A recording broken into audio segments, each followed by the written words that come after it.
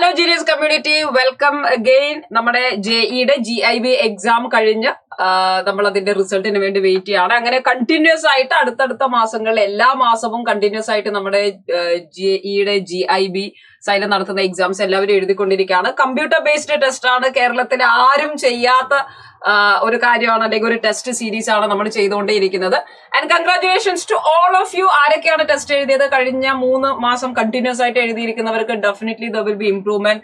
Definitely your anxiety, your stress, your tension during the examination or in the examination hall will be reduce, no doubt. അപ്പൊ കുറെ കൂടി നിങ്ങൾ ആ ഇന്റർഫേസുമായിട്ട് പരിചയപ്പെട്ടിട്ടുണ്ടാവും. ഇനി എല്ലാവരും കാത്തിരുന്ന പോലെ നമുക്ക് ഈ കഴിഞ്ഞിരിക്കുന്ന 16-17 തീയതികളിലായിട്ട് സൈലത്തിന്റെ great Indian battle JE CBT model computer based test കഴിഞ്ഞു. അതിന്റെ റിസൾട്ടിന് വേണ്ടി എല്ലാവരും കാത്തിരിക്കുകയാണ്. ആൻഡ് ആസ് യൂഷ്വൽ നമ്മൾ എങ്ങനെയാണോ റിസൾട്ട് ചെക്ക് ചെയ്യുന്നത് അതുപോലെ തന്നെയാണ് silemlearning.com എടുത്തു കഴിഞ്ഞാൽ silemlearning.com JE GIB റിസൾട്ട് എന്ന് നിങ്ങൾ ടൈപ്പ് ചെയ്ത് കഴിഞ്ഞാൽ നിങ്ങൾക്ക് ഡയറക്റ്റ് നമ്മുടെ റിസൾട്ടിലേക്കുള്ള വെബ്സൈറ്റിലേക്ക് നിങ്ങൾക്ക് പോകാൻ കഴിയും. എക്സാമിനേഷൻ നിങ്ങൾക്ക് സെലക്ട് ചെയ്യാം. സെലക്ട് ചെയ്യുമ്പോൾ അവിടെ നിങ്ങൾ ഏത് ഡേറ്റിനാണ് എഴുതിയത്, 16th or 17th എന്നുള്ള ഡേറ്റുകൾ കാണാൻ പറ്റും. ആ ഡേറ്റുകൾ December 16, 17 ഡേറ്റുകൾ നിങ്ങൾ ചൂസ് ചെയ്യുന്നു. റോൾ നമ്പർ നിങ്ങൾക്ക് എൻട്രി ചെയ്യാം. ഇവിടെ നിങ്ങൾ ശ്രദ്ധിക്കണം, റോൾ നമ്പേഴ്സ് ആണ് നമ്മൾ ചെക്ക് ചെയ്യുന്നതെങ്കിൽ ഞാൻ പറയുന്ന കാര്യം എല്ലാവരും പ്രധാനമായിട്ട് ശ്രദ്ധിക്കുക. മറ്റൊന്നുമല്ല, നമുക്ക് നിങ്ങളുടെ കയ്യിലുള്ള റോൾ നമ്പേഴ്സ് ഡയറക്റ്റ് നിങ്ങൾ എൻറ്റർ ചെയ്യുന്നതിന് പുറമെ നിങ്ങൾ ഒരു ലെറ്റർ കൂടി ഇത്തവണ അഡീഷണൽ ആയിട്ട് ചെയ്യേണ്ടതുണ്ട്. മറ്റൊന്നും കൊണ്ടല്ല, പല ജില്ലകളിലെ 14 ജില്ലകളിലായിട്ട് എക്സാമിനേഷൻ എഴുതിയവരാണ് നമ്മൾ.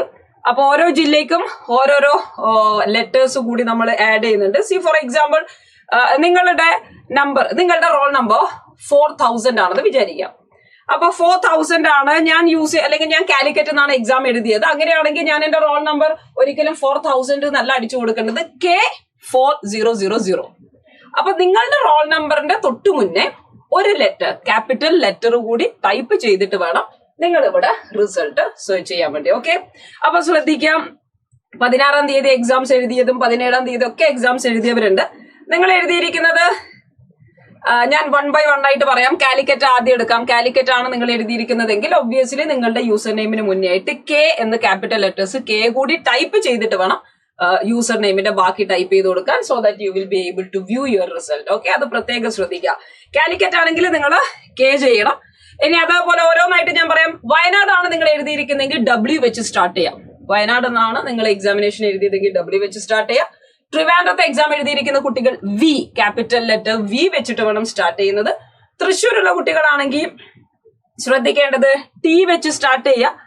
അതില് തൃശ്ശൂരിൽ T വെച്ച് തന്നെ സ്റ്റാർട്ട് ചെയ്യാൻ, ക്യാപിറ്റൽ ലെറ്റർ T വെച്ച് തന്നെ സ്റ്റാർട്ട് ചെയ്യാൻ വേണ്ടി ശ്രദ്ധിക്കുക.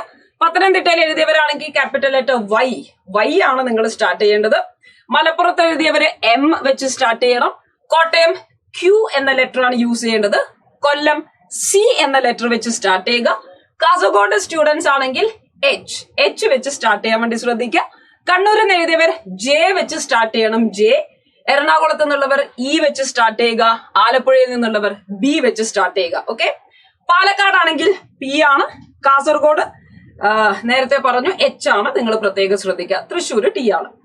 ഇനി ഇതില് ചില കുട്ടികള് user name, dummy user names on the സ്പോട്ടില് നിങ്ങൾക്ക് അവിടുന്ന് കിട്ടിയവരാണെങ്കിൽ നിങ്ങൾ ഒബ്വിയസ്ലി നിങ്ങൾ എഴുതേണ്ടത് നിങ്ങൾ ഏത് ഡിസ്ട്രിക്റ്റിൽ നിന്ന് ചെയ്തു എന്നുള്ളതല്ല, പകരം D സ്റ്റാൻഡ്സ് ഫോർ ഡമ്മി. അപ്പൊ D വെച്ച് സ്റ്റാർട്ട് ചെയ്തിട്ട് ബാക്കി roll number, for example D4000.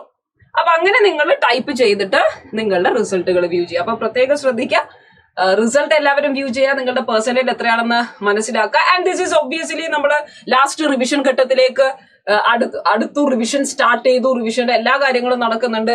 And definitely നിങ്ങൾക്ക് ഇതൊരു അനാലിസിസ് ആണ്. ഫുൾ മോക്ക് എക്സാംസ് വന്നപ്പോഴേക്ക് how did you feel your exam? പെട്ടെന്ന് നിങ്ങൾക്ക് ക്വസ്റ്റ്യൻ പേപ്പർ കാണുമ്പോൾ I think physics chemistry from majority സ്റ്റുഡൻസിന്റെ അഭിപ്രായത്തിൽ ഫിസിക്സ് കെമിസ്ട്രി നമുക്ക് കാണുമ്പോൾ എല്ലാം അറിയാമെന്ന് തോന്നിയെങ്കിലും but as soon as you approach the question ചെറിയ കൺഫ്യൂഷൻസ് വരുന്നു. But in the case of maths it felt very lengthy. JEക്ക് ഉള്ളത് പോലെ തന്നെ വളരെ ലെങ്തി ആയിട്ട് ഫീൽ ചെയ്തു. അപ്പൊ ഇതാണ് നമ്മുടെ ഒരു പാറ്റേൺ നിങ്ങൾ മനസ്സിലാക്കുക. ഫുൾ മോക്ക് ടെസ്റ്റിന്റെ പാറ്റേൺ ഇങ്ങനെ തന്നെയാണ്. ഇതേ അവസ്ഥ തന്നെയാണ് നമുക്ക് JE എക്സാമിനേഷൻ സമയത്ത് നമുക്ക് ഫീൽ ചെയ്യാം. No need to worry. And മാത്രമല്ല, ഇപ്പൊ മാർക്ക് കൂടിയാലും കുറഞ്ഞാലും you don't need to worry at all. കാരണം ഇത് നിങ്ങളുടെ revision, I mean full time റിവിഷന് തൊട്ട് മുന്നേയുള്ള എക്സാം ആണ്. You know that LMRP revision series is going on with Xylem. അപ്പൊ അങ്ങനെ നിങ്ങൾക്ക് ഇനി ഈ റിവിഷനും കൂടി കഴിഞ്ഞ് നമ്മൾ അടുത്ത GIB എഴുതുമ്പോൾ അതിന്റെ ഇടയിൽ ഇഷ്ടംപോലെ നമ്മുടെ എക്സാംസ് വരുന്നുണ്ട്. മൊഡ്യൂൾ എക്സാംസും മറ്റോ മോക്ക് എക്സാംസ് ഒക്കെ വരുന്നുണ്ട്. We are talking about the GIB, all Kerala GIB. ഇനി നിങ്ങൾ ജനുവരിയിലെ എക്സാം എഴുതുന്നതിന് മുന്നേ ആയിട്ട് നിങ്ങൾ എഴുതും. അതിന്റെ ഡേറ്റും കാര്യങ്ങളും റിസൾട്ടും ഒക്കെ അടുത്ത ദിവസങ്ങളായിട്ട് തന്നെ നിങ്ങൾക്ക് ചാനലിൽ കാണാൻ വേണ്ടി സാധിക്കും. സോ എനിവേ, നിങ്ങളുടെ ഇത്തവണയുള്ള റിസൾട്ട് നിങ്ങൾ എല്ലാവരും നോക്കുക. എത്ര മാർക്ക് വന്നു, എത്ര പെർസെന്റേജ് വന്നു എന്ന് അനലൈസ് ചെയ്യുക. ഈ നന്നായിട്ട് റിവൈസ് ചെയ്തിട്ട് അതിനുശേഷം വരുന്ന GIBയിലുള്ള മാറ്റം നിങ്ങൾ തിരിച്ചറിയുക. മൊഡ്യൂൾ എക്സാംസ് ഒക്കെ എല്ലാവരും നന്നായിട്ട് എഴുതാൻ വേണ്ടി ശ്രമിക്കുക. നന്നായിട്ട് എല്ലാവരും പ്രിപ്പയർ ചെയ്യുക. And this is our final lap എന്ന് തന്നെ വിചാരിച്ചു പോകണം. We are targeting the first session. Second session നമുക്ക് വരും. നമുക്ക് അതിനെപ്പറ്റി പിന്നീട് ചിന്തിക്കാം. ഇപ്പൊ ജനുവരി സെഷൻ തന്നെ ടാർഗറ്റ് ചെയ്യണം. അതിൽ നിങ്ങൾക്ക് പറ്റാവുന്ന അത്രയും സിലബസുകൾ കംപ്ലീറ്റ് ചെയ്ത് റിവിഷൻ ചെയ്ത് പ്രീവിയസ് ഇയർ ക്വസ്റ്റ്യൻസ് ചെയ്ത് പ്രാക്ടീസ് ചെയ്യുക. Okay, so that's about the result updation today. മറ്റ് GIB എക്സാംസ് ജനുവരിയിൽ എപ്പോഴായിരിക്കും, അതിന്റെ രജിസ്ട്രേഷൻ സ്റ്റാർട്ട് ചെയ്യുക, ഡേറ്റ് ഒക്കെ ആയിട്ട് നമുക്ക് വീണ്ടും കാണാം.